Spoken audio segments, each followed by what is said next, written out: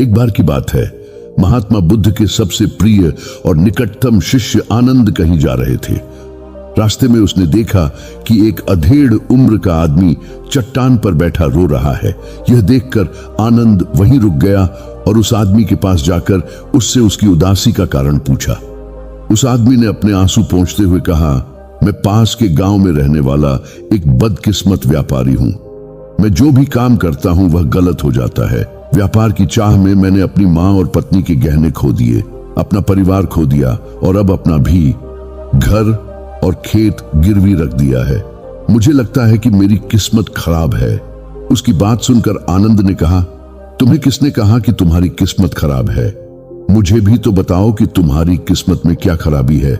शख्स ने बताया कि पहले वह खेती करता था, लेकिन हर साल इसमें घाटा हो जाता था।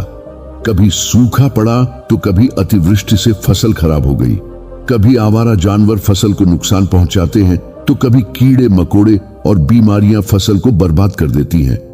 खेती से मेरे परिवार का गुजारा ठीक से नहीं हो पाता था, जिसके कारण मैंने खेती छोड़ दी और बिजनेस करने का फैसला किया। मैंने अपनी पत्नी के गहने बेचकर अपना व्यवसाय शुरू किया, लेकिन मेरा व्यवसाय नहीं चला। शुरुआत में मेरे परिवार के सदस्यों ने मेरी आर्थिक मदद की और मेरा समर्थन किया, लेकिन जैसे ही मुझे घाटा होने लगा, मेरे परिवार के सदस्यों ने भी मुझे छोड़ दिया और उन्होंने मुंह मोड़ लिया मुझसे। अब वे मुझे देखकर नजरें फेर लेते हैं और अपने परिवार की गरीबी और दुर्दशा के लिए मुझे जिम्मेदार ठहराते हैं। अब मुझे लगने लगा है कि मेरा जीवन निरर्थक है। अक्सर मेरे मन में विचार आते हैं कि मुझे अपना जीवन समाप्त कर लेना चाहिए, और आज मैंने ऐसा कर लिया। यहां आत्महत्या करने आए थे, लेकिन मेरी हिम्मत नहीं हो रही थी, इसलिए मैं इस पत्थर पर बैठकर रो रहा था। दूसरी ओर मेरा एक दोस्त है। हम दोनों ने एक साथ एक व्यवसाय शुरू किया, लेकिन वह आगे बढ़ गया और मैं पीछे रह गया। मेरी असफलता के कारण वह मुझे हर समय अपमानित करने की कोशिश करता रहता है और वह अक्सर मेरे पास आता है घर, अपनी सफलता के बारे में बड़ी बड़ी बातें करता है।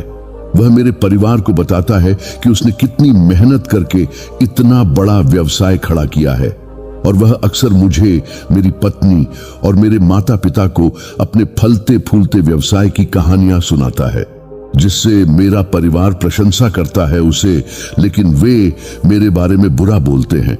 वे मुझे निकम्मा और कमजोर दिमाग वाला कहते हैं। मेरी पत्नी और माँ मुझे हर बात पर ताना मारते हैं, जिससे मुझे बहुत दुख होता है और कभी कभी मुझे अपनी असफलता पर गुस्सा आता है, लेकिन मैं समझ नहीं पाता क्या करें। यह सुनकर भिक्षु आनंद ने पूछा, आपको किस बात से दुहक होता है? आपकी अपनी विफलता या आपके मित्र की सफलता? सवाल सुनकर उस आदमी ने एक पल सोचा और फिर कहा, सच बताऊं तो मुझे अपनी असफलता पर उतना दुख नहीं होता जितना अपने दोस्त की सफलता पर होता है। भिक्षु आनंद ने अगला प्रश्न पूछा, यदि आपका मित्र व्यवसाय में असफल हो जाता और आप सफल हो जाते तो क्या आप खुश होते? व्यक्ति ने कहा, हां, मुझे बहुत खुशी होगी। आनंद ने कहा, मतलब आपकी खुशी आपके दोस्त पर निर्भर करती है। अगर वह चाहे तो आपको खुश कर सकता है, और अगर वह चाहे तो आपको दुखी भी कर सकता है। आप खुद से न तो खुश हो सकते हैं और न ही दुखी।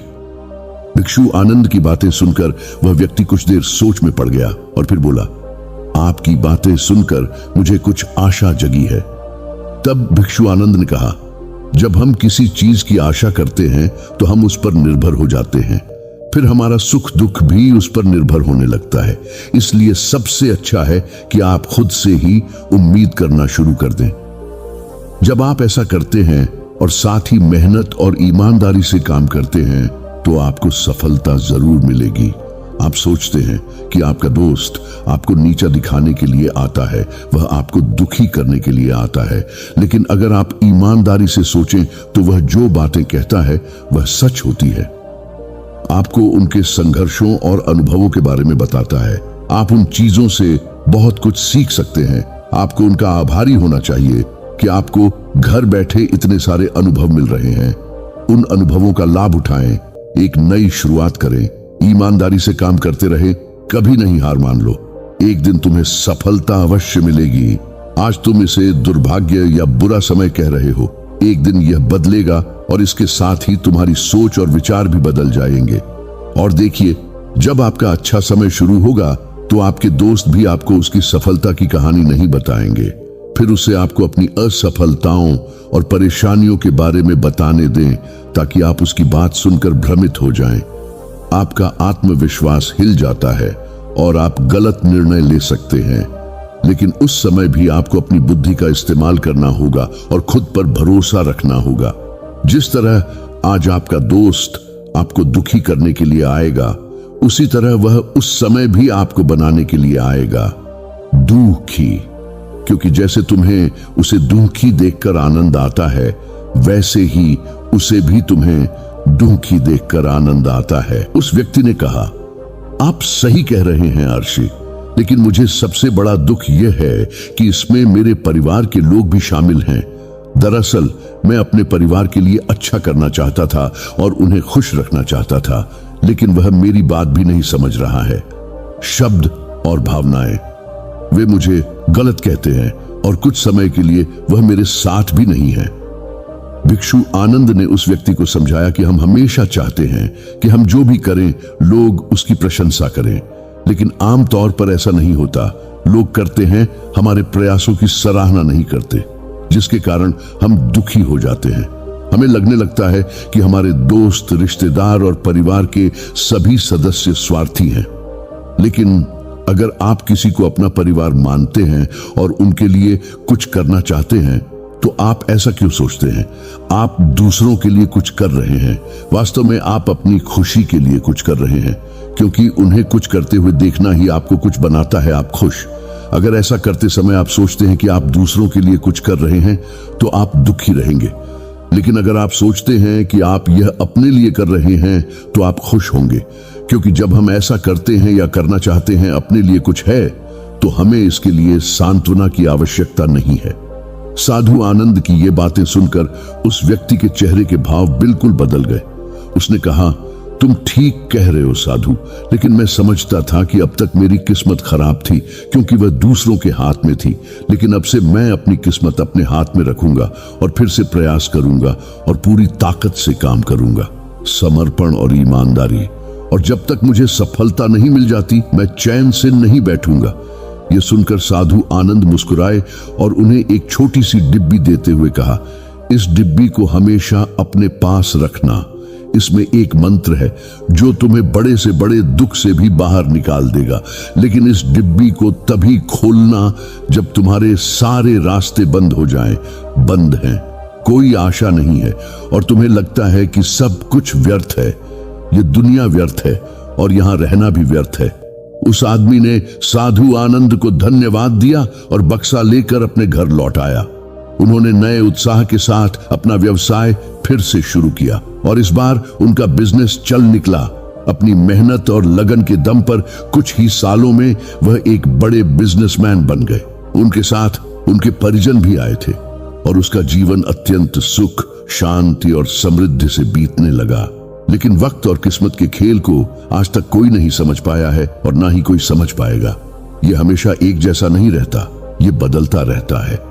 यह भी व्यक्ति के जीवन में परिवर्तन। वह व्यक्ति जिस राज्य में रहता था, उस पर पड़ोसी राज्य के राजा द्वारा आक्रमण कर दिया जाता था। उस हमले और डकैती में उस व्यक्ति का सारा पैसा भी लूट लिया गया। उनकी दुकान और घर जला दिया गया। अपनी जान बचाने के लिए उन्हें अपने परिवार सहित वहां से भागना पड़ा। व्यक्ति कई दिनों तक अपने परिवार के साथ इधर उधर भटकता रहा। वह हर छोटी चीज के लिए मोहताज हो गए। उनका बच्चा बीमार हो गया और इलाज के अभाव में बीमारी से बुरी तरह पीड़ित होने लगा। यह देखकर उसका हृदय चीत्कार करने लगा। उनके पास अपने बेटे का इलाज कराने और अपने परिवार का भरण पोषण करने के लिए पैसे के नाम पर एक सिक्का भी नहीं था। वह अंदर से टूट गया था और निराशा एक बार फिर उस पर हावी हो गई। उसे लगने लगा कि उसका जीवन निरर्थक है, सारा संसार अर्थहीन था। लेकिन तभी अचानक उसे साधु आनंद द्वारा दी गई पेटी की याद आई। उसने बड़ी उत्सुकता से उसे खोला तो डिब्बे के अंदर एक पर्ची मिली। उस पर कुछ लिखा हुआ था। पर्ची पढ़ते ही उसकी आंखों के सामने छाया निराशा का अंधेरा गायब हो गया और वह अचानक मुस्कुरा दिया। पर्ची पर लिखा था कि यह वक्त भी गुजर जाएगा। दोस्तों, ये कहानी हमें सिखाती है कि समय के खेल को समझना संभव है। ये हमेशा बदलता रहता है, इसलिए हमें बुरी परिस्थितियों में निराश नहीं होना चाहिए। आत्मविश्वास बनाए रखना होगा क्योंकि समय बदलता है। यदि आज बुरा है तो कल निश्चित ही अच्छा होगा।